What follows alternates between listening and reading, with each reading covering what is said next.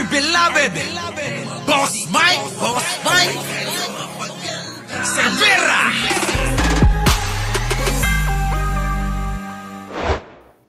Wait lang ha. Sample. Ito mga kababayan ko. Sample ng bumabatikos sa rally na gaganapin nga yan kanina. Transparency daw, pero bakit biglang nagsama-sama ang INC, Jesus is Lord, at KOJC? Parang may amoy politika ah. Kung talagang para sa transparency yan, dapat may mga karatula dyan na may pangalan ni na Joel Villanueva, Chis Escudero, Jinggoy Estrada, at Zaldico. At Bongo. Lagay mo pa rin yung Bongo. Malakihan nyo yung mukha. Diba? Kung para sa transparency yan at pagpapalagot ng mga magnanakaw, edi yung mga nai-issue doon sa Senado na napangalanan at mga nag-oath pa yung mga nagsabi niyan, hindi ho yung sabi-sabi ni Zaldico na hindi naman nanunumpa na patotohanan niya talaga yung sasabihin niya. Pasumpa ka pa. Tang ina mo, Zaldico. My God. Ayop no? Sasalamin na ako at nasisilaw na ako. Kaya ano bang hinihintay nyo? Magsipag-like na kayo, ha?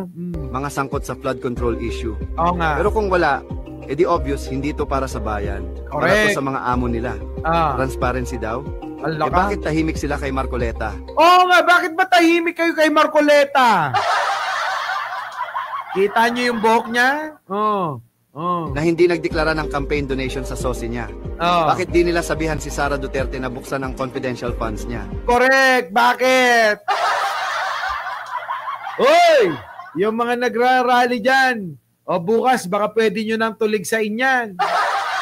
Sabihin ninyo, Sara Duterte, kailangan manguna ka. Kailangan buksan natin ang confidential fund mo. Yung totoo, yung walang halong pagsisinungaling. Na tulad ng ginawa ni Marcoleta, nagsinungaling siya sa kanyang salin at sose. Hindi nagtugma, kaya ayan tuloy, nabutata. Kaya tinatapik ngayon sa social media, tinatanong ng marami. Kaya eto ngayon, si Marcoleta, mukhang hindi niya na alam kung saan itatago yung kanyang piluka. Ay, mukha pala. Sorry, mukha. My God. Grabe, no, mga kababayan ko, no? Antindi ng mga ito. At kung para sa hustisya talaga, bakit di nila ipanawagan ang pagsuko ni Bato de la Rosa sa ICC? Oo nga, bakit hindi nyo ipanawagan to? Nasaan na? Hindi na ho nakikita si Kalbo, mga kababayan. Wala na. Nasaan ka na? Bato de la Rosa. Bakit tila hindi ka na nagpapakita? Ha? Parang si Jake Magnus, hindi na nagpapakita sa asawa niya. Di ba, no? Paano na?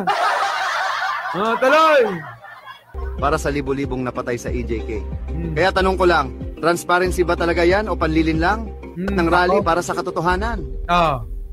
Di ba? Totoo naman Pakinggan natin, mga kababayan, no? Puntan natin yung area. Yan, no?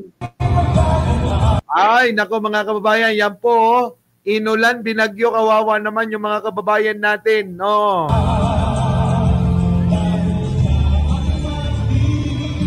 Ay, nako, kawawa, basang-basa. Basang-basa sa ulan.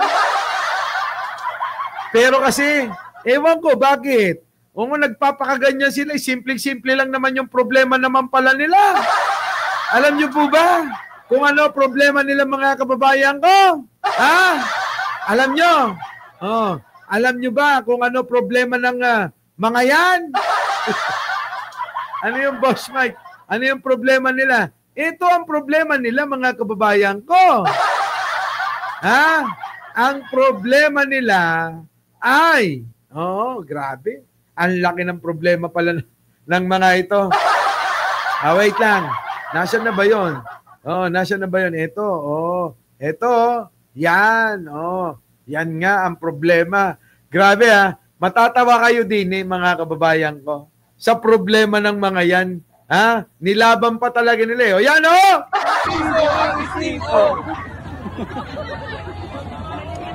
Kami po taga Quezon City. Tingnan nyo. Ano ang pinaglalaban? Ibalik sa piso ang stick-o. Oh. Kami po ay taga Quezon City. Oh, kita nyo? Yun lang pala. Ibalik daw sa piso yung stick. Oh. Kita nyo, nagrarally sila dahil sa stick. Oh. Grabe ng mga kababayan, handa silang mabasa. Handa silang magkasakit. Handa silang ialay ang kanilang kalusugan para sa stick. Oh. Pero hindi ho yan. Hindi ho yan, mga kababayan ko. Eto ho. Oh, Marcoleta na dulas. Testigo na inaakala ko na pinakatotoo, the most credible witness ever produced by the Blue Ribbon Committee. Naks ng pating talaga, mga kababayan ko. Hindi nyo ba napansin yung sinabi, mga kababayan? Hindi nyo ba narinig? Pakinggan nyo maigi. Ang isa pa po na testigo na inaakala ko na pinakatotoo, the most credible witness ever produced by the Blue Ribbon Committee, Naks. Orly Gutesa. Oh. Siya lamang po ang tumukoy at kumonekta sa pagitan ni Saldico at ang dating speaker, Martin Romualdez. Hala ka. Wala na pong iba. Oh. Wala na pong iba. Bakit hindi ka pala sigurado kung wala nang iba? Pakinggan nyo yung umpisa. Pakinggan nyo. Ang isa pa po na testigo na inaakala ko na pinakatotoo, Ang isa pa po na testigo na inaakala ko na pinakatotoo. Bakit? Hindi ba? Hindi ba naging totoo? Si Marcoleta, mga kababayan, ano? Oo, hindi pala siya sigurado na totoo si Gutesa. Pero nilabas niya. Narinig nyo? Ulitin natin. Pakinggan nyo maigi. ang isa pa po na testigo na inaakala ko na pinakatotoo, the most credible witness. Kita nyo? Nakakala ko na pinakatotoo, so hindi siya sigurado. Hindi siya sigurado sa testigo niya, mga kababayan, kaya pala hindi na makita ngayon. Kaya pala hindi na makita si Gutesa kasi, mga kababayan, abay gawa-gawa lang malamang. Pakinggan naman natin yung tagapagsalita. Pasok! Kaya sa isasagawang investigasyon tungkol sa napakalaking nakawan sa kaban ng bayan, ang ating panawagan, simple. Ang ating panawagan, madali pong maunawaan. Maging tapat, maging lantad. Si Marcoleta hindi nga naging tapat eh. Ano ba, boss? Sir. Sir, boss. Si Marcoleta hindi ho naging tapat sa salin niya. Kung yan ang panawagan nyo, pakisampal nga po siya. Si Marcoleta po, isusumbong ko lang po sa inyo, baka hindi nyo nalalaman. Si Marcoleta ay hindi naging tapat sa salin at sa kanyang sose. Bakit hindi nyo ho punahin? Kung ako lang ho ang namumuno dyan, baka tiniwalag ko yan eh. Tama ba, mga kababayan ko? Tama po ba? Pati yung peking notaryo.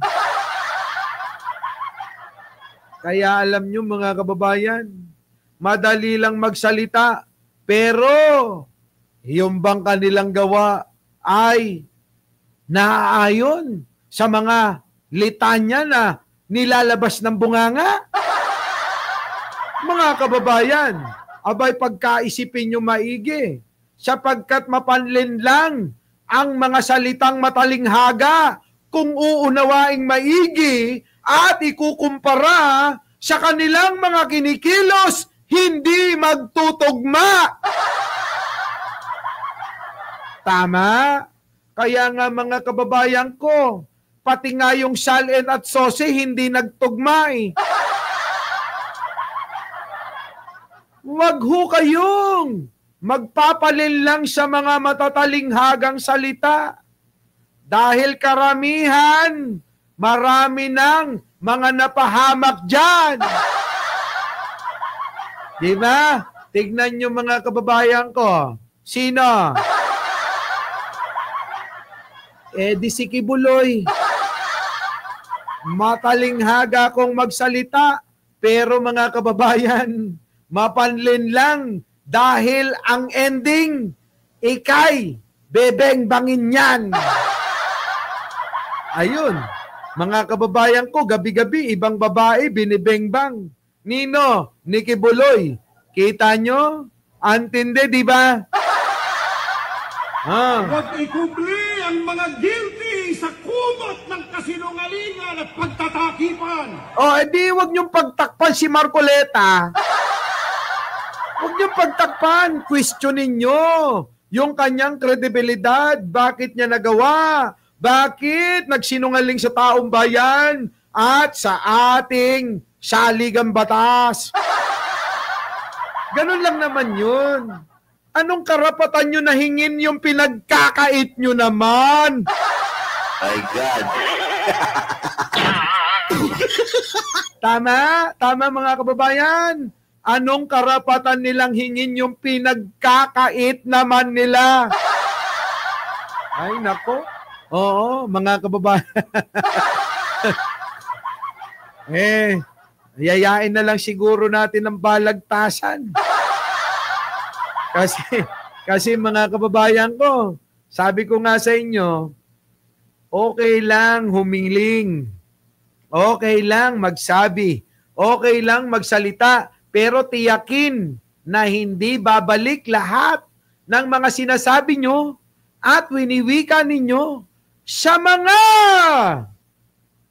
totoong nangyari na inyong pinagkait.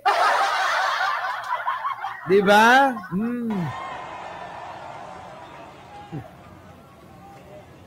Pero nakakabahala, mga kababayan. Alin ba ang nakakabahala? Talagang nakakabahala kung hindi mapapansin si Marcoleta. Kita niyo mga kababayan, pinagsisinungalingan ng taong bayan. Diba? Sabi nga nila bago kayo tumingin sa bakuran ng iba, abay silipin muna natin yung bakuran natin. Baka may isang Marcoleta. Tama? Ana Marie Madriaga, thank you naman. Tama po ba mga kababayan ko? Buti na lang dumating si Laila Collins. Shout out! Makakapag Starbucks na ako neto. Mga kababayan ko, pagkaisipin nyo maigi yun. Di ba? Pagkaisipin nyo maigi. Tuloy. May ilan sa mga nasa gobyerno, media, mga abogado at maging ilang political analysts na matatalino sana, may kakayahan magpaliwanag ng tama at totoo.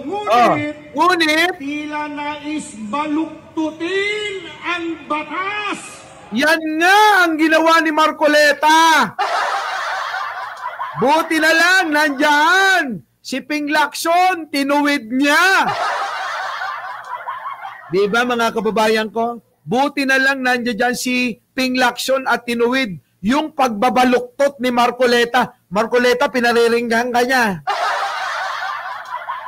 Di ba? Babaluktutin ni Marcoleta yung mga rules daw na ganito, ganire. Nung basahan siya ni Ping Lacson, wala daw makita sa nais na mangyari ni Marcoleta doon sa impeachment ni Sara. Di ba? Yan yun. Huwag na natin ituloy, mabibwisit lang kayo. Our beloved Boss Mike Severa.